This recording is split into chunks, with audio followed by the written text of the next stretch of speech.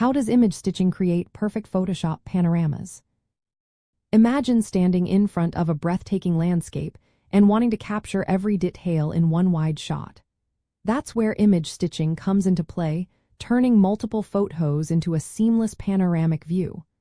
When you use Adobe Photoshop for this task, it becomes a smooth process that results in stunning, professional-looking panoramas. Let's walk through how this magic happens. First, you take several overlapping photographs, making sure each shot overlaps the previous one by about 20 to 30%.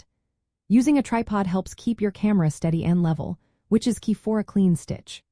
Shooting in manual mode is best because it keeps exposure, focus, and white balance consistent across all images.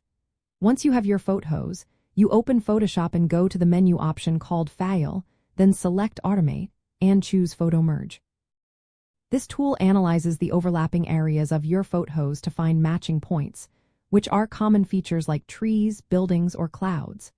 It then aligns the images based on these points, adjusting for lens distortion and perspective issues. Photoshop blends the edges so the seams disappear, creating a smooth transition from one photo to the next. You can choose different layout options like auto, perspective, cylindrical, or spherical, depending on the scene and the effect you want.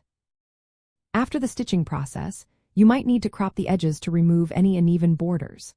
Sometimes, small visible seams or mismatched colors appear, but you can fix these with tools like the clone stamp or healing brush.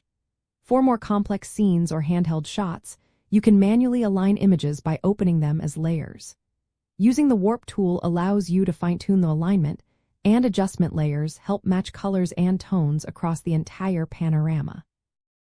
Advanced techniques include using layer masks to blend tricky areas or correcting lens distortion in Camera Raw or Lightroom before importing your images into Photoshop. Practicing these steps helps you create wide, detailed images perfect for travel photos, virtual tours, or large prints. If your images have different exposure or color shifts, shooting in RAW format and applying consistent edits before stitching makes a big difference. When working with wide-angle lenses, correcting distortion beforehand ensures better alignment. If seams are still visible after stitching, manually blending with layer masks and the clone stamp can make your panorama look flawless. Understanding how photo merge works and practicing manual adjustments gives you full control over your final image. With patience and a little practice, you'll be able to produce perfect Photoshop panoramas that capture the full beauty of any scene.